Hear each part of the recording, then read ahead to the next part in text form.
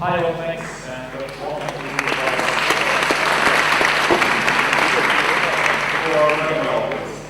Okay, let's do the formal few things first. Who am I, where do I come from, what's the meeting plan? I'm Demir Selmanović. I'm a technical editor with Total. I joined Total actually recently. In case that this is not clear, I come from Sarajevo, and that's about why and where I come from.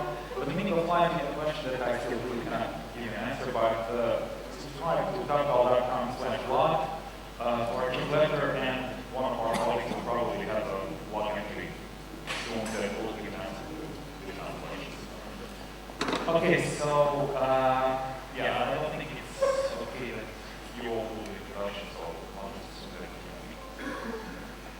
that today's menu, just to check, has anyone or at least used or seen how Google Plans works on technical degrees? Just to try to skip slides. Not too much. Okay.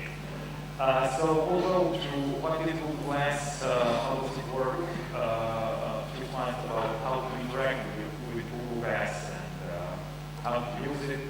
I'll mention some general topics about developing Google Plans, how does it work, and because we have two types of development. We have native development, and we have Mirror API. Native development, I'll show you later, is really Android development. And on the blog that I mentioned, we have a post that was out a few weeks ago about really starting out with Google Plans for basic Android. Then we'll go through how does the Mirror API works, and that's where probably most of you see the link as RESTful APIs. You'll assume we're developers, and I'll show you demos just to be fair. So, what is Google Plans? Well, take a beamer, camera, speaker, microphone, few antennas, buttons, and add this little guy there. Do some magic with it, and it gets broken to this. So those of you that know this hardware mumbo jumbo, this here specifies the current version of Google Plans, what inside, what kind of processor, how much memory, and so on. The kernel just needs a whole bunch of these small things that somehow put together. But as it's a hardware problem, the old software guys, it's basically every device that does look like a Plans. Actually, here. And you just remove the Plans part because we don't need it. And you control it by voice and touch. So you don't have to go to Plans while you're working on the street and you'll find, regardless of all the videos and everything that you see. From developer's perspective, take an Android, Google development on top of it, Mirror API, and you have Google Plans development. So it's really not that complex. And recently I've been trying to explain to people that it really, the biggest problem in Google Plans development is actually getting one. I had to go through different types of connection, but I wasn't, so we're good at that. To get one, because they don't sell it in Europe. About the user interface. Timeline is core of Google Plans, and everything you see on Google Plans is somehow vertically, horizontally, structured in the past and the future. So current time is what you see when you switch on the Plans and your cards are positioned, and when you're using the Mirror API or anything, you push them to past or future part. It is automatically updated and so on. So here is an example. I'll show you the examples later, but this is how it actually looks in real life. So you have a plot here, you have things that you're going to do or see, and things that you've done. So at one point in time, you always see just one card. I'll mention different types of cards. With your API, you can do just one type of regardless. And you control Google Plans by voice and touch. The touchpad, as you see in the picture, feature is this part here. And it really has a cool gesture features because it can detect one finger, two fingers, swipe forward, swipe backward, up and down. And by combining those, actually, you can handle most of the interaction with your app.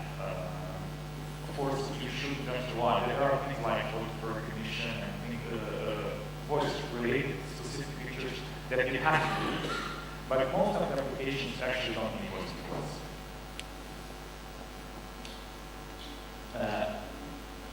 As I mentioned, card is really basic for everything, and you have card can be anything. So everything you see in one point and in your screen is a card. Cards can be static and dynamic. Static cards are information that you see, and you can do some interaction. So you can show menus like you have rewind here, for example. Or they can just show you information like a map and how to get somewhere, a picture that you can then share with someone or whatever, but they do not change. That's this type of cards, and the content is what you can push on Google Glass, which I will show you later. There are active cards that has to be done through native development and Java. They have a really high frequency of refreshing and rendering. They're used for games, but or video or whatever, and that's something that you cannot interact and do with Mirror API, so that's your limitation. But a lot of people actually try to separate native development and web development, but they actually work pretty well fine, pretty well together. They have different features, but we really should be forced to choose. I mean, they work well together. You have Android GDK development that is really based on Java development, and you have Android Wear here. Yeah, they really work well together, even though they work very good. Access to hardware and sensors, that's something that you cannot do through your Mirror APIs. They can work offline, and that's the biggest difference, because your Mirror API-based cards have to interact with Google. Because you're actually, when you're building a Mirror API, you're talking to Google Cloud. And your Glass is actually somewhere behind, but you can develop without actually having one. Google API has a subscription and will report you when something happens, so you really do not have to care. And that's the biggest also advantage for developers. As I said, it's a problem to get one. But if you're using your API, you can at least become familiar with it. You can understand how the APIs work, how to communicate, what are the response codes and everything else without actually having one. The only thing you cannot do is when you need to interact, you can build the custom menus, which will be part of the demo, that are still going back to Google, and that's the point you cannot test.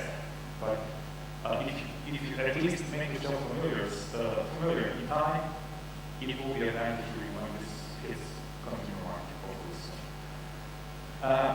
From the Mirror API perspective, you can build it in anything. And the demo I prepared is really independent on whether you're PHP, Python, C# or whatever type of developer. So you have access to timeline, which I showed you.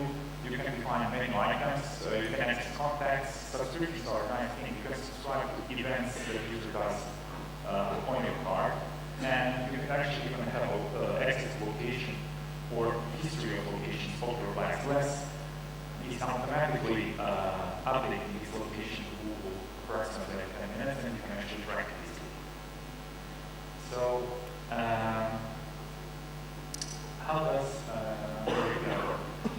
There are a lot of different constraining materials around Demir API. I tried to really condense it for the presentation. It's based on all applications. So, your app gets a token from Google, and then use it again to go to Google just to different endpoint to interact with the Google Glass. User that is using Glass will have to allow your app through all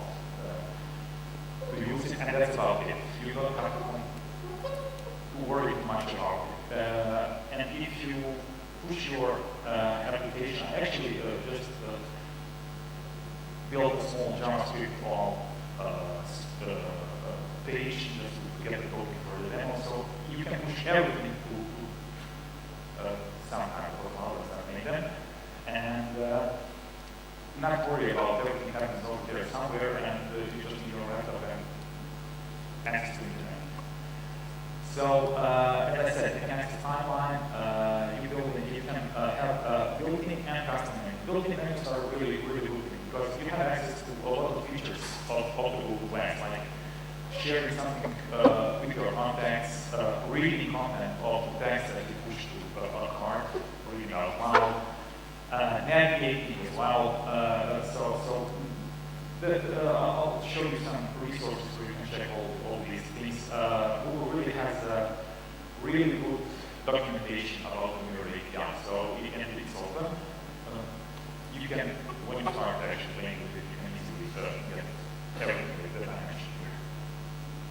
So, how do we start with Demir API? First thing, we need to go to Developer's Console and create your project. And has anyone used the Google Cloud applications?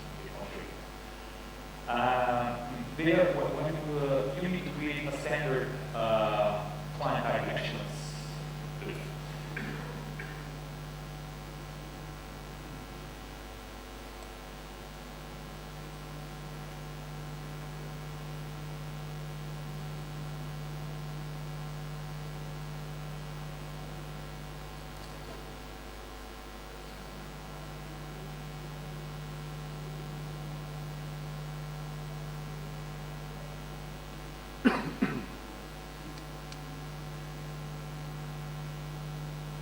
So what I did for this presentation, I created a project called project.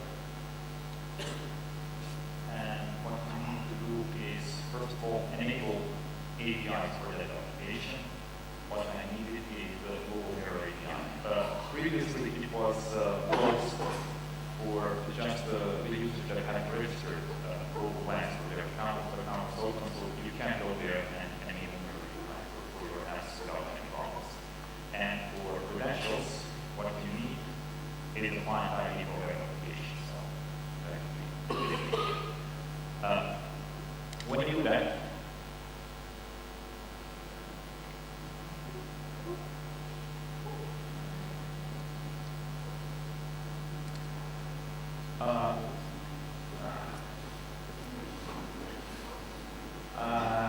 never mind. You will see. You need to define scope for you accessing your existing content and properties of the user's class. These two scopes are class timeline and user profile. These are also well defined. So when you look at the documentation on developers.google.com/my/class, you will see the needed scope for each RESTful API that needs to be enabled as part of your all. So when you get the token, you're using standard bearer authentication. So you just add a header, authorization, bearer, token, and posting that to your API endpoint.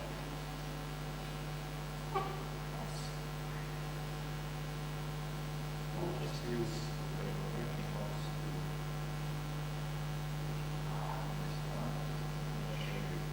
so as I said, I just made a small, this is the JavaScript documentation. I'm not sure if anyone used JavaScript SDK for Google APIs, but it's still in beta, but it's always live, so we don't care. But if you try it, practically it gives you an option to build static HTML, CSS, JavaScript files, push them to some CDN, and you don't have to worry about hosting, scalability, or whatever. Even with this, you can then use Angular to build this interface for RESTful APIs or whatever. So it gives you unlimited scalability with practically no money. And this is the only part of I made the console law, so I'll just use this to get the token and use it to show you the demo. But the good thing about all this is playground. I think that's the next slide. Anyway. We have a playground on developer.google.com. It's a place where you can try to push these simple things without building your app. So if you get a chance to try Google Lens to register your account, go to Playground, and in console, you just need to activate endpoint, request endpoint for your API playground.com, and it's authorized location. Show you that. So here, authorized JavaScript origin. Your API playground export and this gives playground access to your API, and you can test it. And that's the first section part I'm going to show you.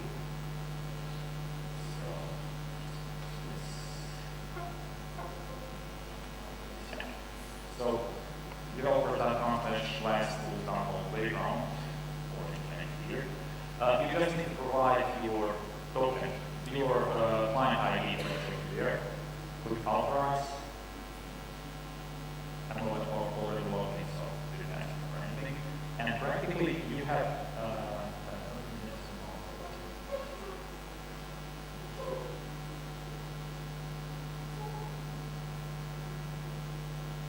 you even have templates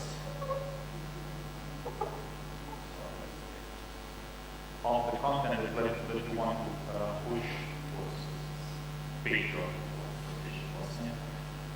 So I'll just show you actually how this looks like. I'm using for screen capture screen. There is an application for smartphones for screen cast, but I actually use Void as screen. I'm not sure if there are Android developers here, but this is a great tool that just streams the Android device to your screen.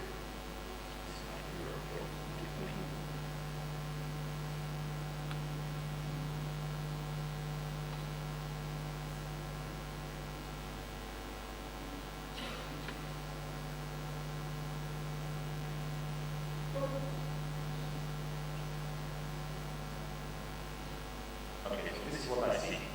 And so if I scroll, just look at the features before the presentation. See the upper corner. This means that this card is folded. There are more items inside. So if I tap inside, I should get the pictures. So this one. This three. And I'm clicking. So if you tap, you get the menu for the specific card. I can send share. I pick up what I want to share for my plus. Probably. Share.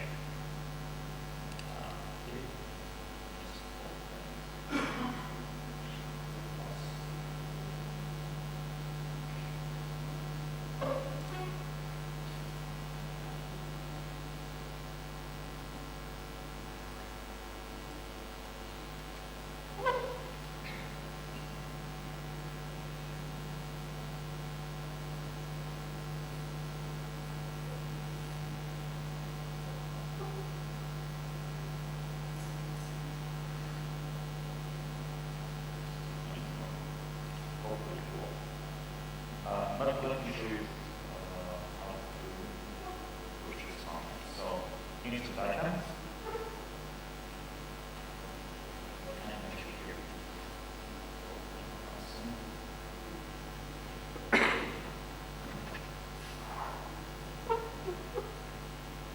And this is the problem with the way down. Open. Oh, you have to hurry. You have to trust me because we have to 5 minutes more. Okay, let's go to actual demos. So, authentication. Authorize, get the token.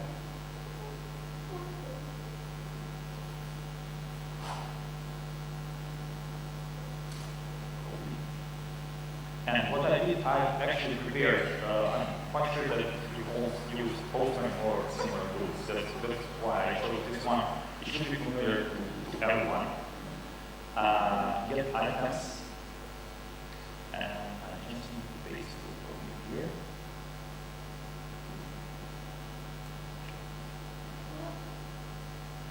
So it says that my application didn't push any content to class.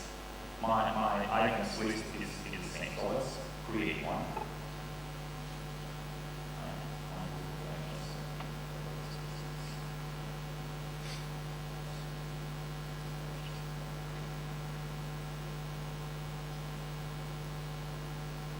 Yeah, hello.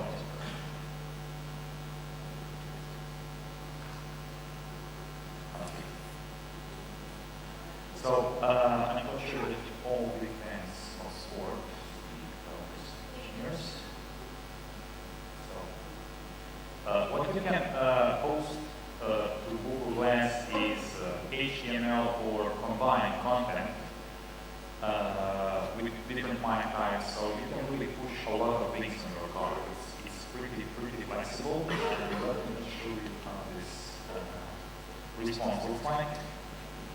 So I got this ID here that I can use for updating content and sending menus and everything else. But what happened on my glass is that I got a card here. So the idea was actually to show the progress of the game. So let's just quickly skip and I'll show you a few more things. I need it now. When I will get items, back. Here.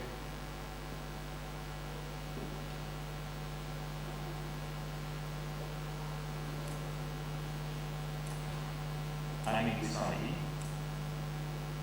So yeah, now you see that I have one ID. So at any point you can check what the content of anyone glance that you click.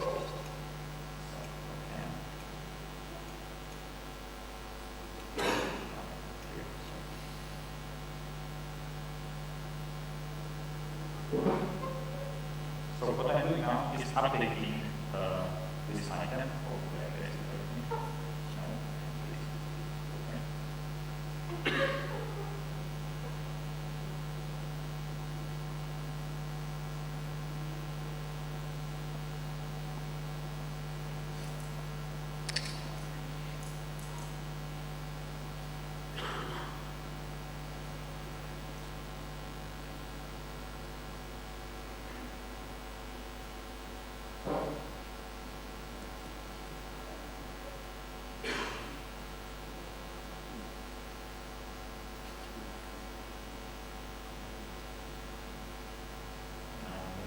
Now I need the ID.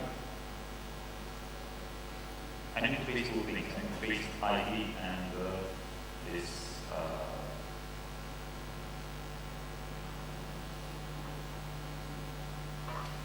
and the token. Sorry for not calculating this.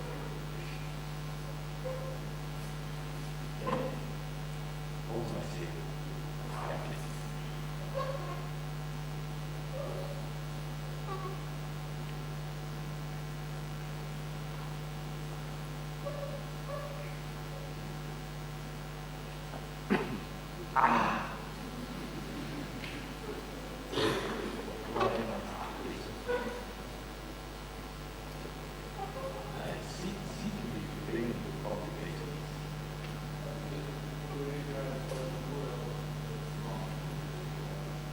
Yeah, it is the URL for is because the ID here, sorry, maybe it's too deep to explain.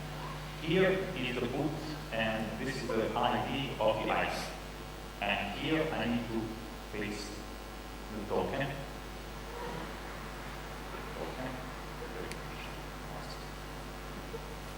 And the ID now is home.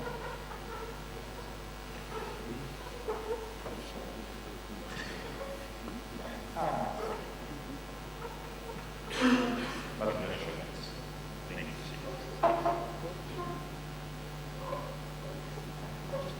If it doesn't work, it's fine. I'm sorry.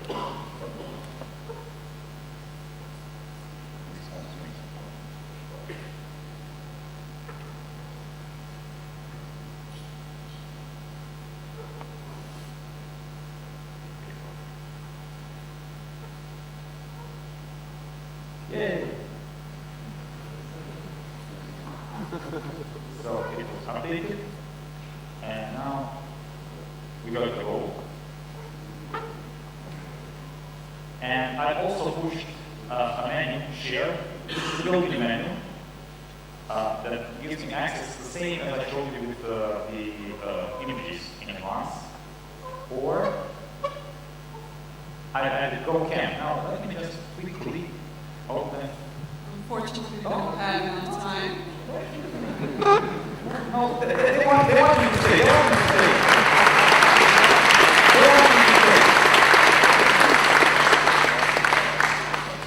Just one thing.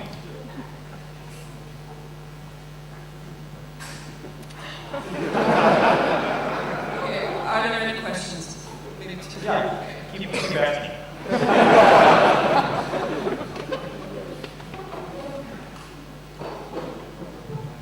Now, what I wanted to show you is this. I built a small app here that is on my server, and it's accepting callbacks from Google when I do something with the glass. So I have a subscription that when I say Go Cam, you see the progress indicator there. It actually sent the feedback to Google, then it did a callback to my location with the information, which should get here, but didn't. Okay, another question. Sorry, just ask.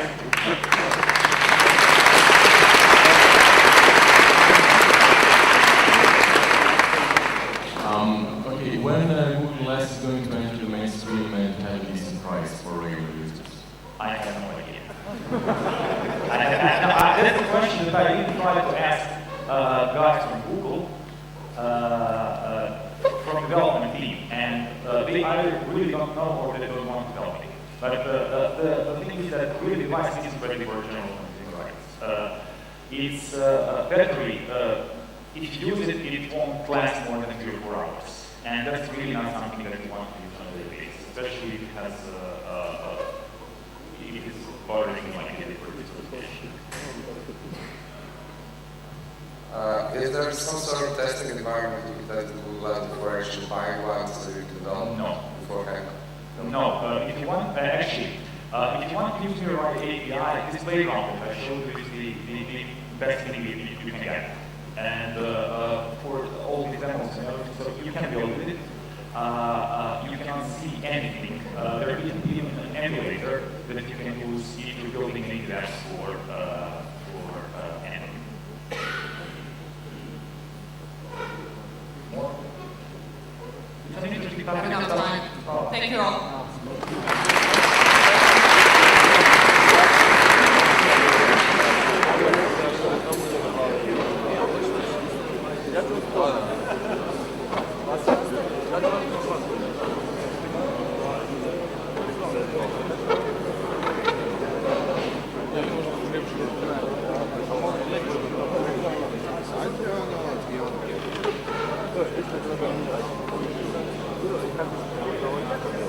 you.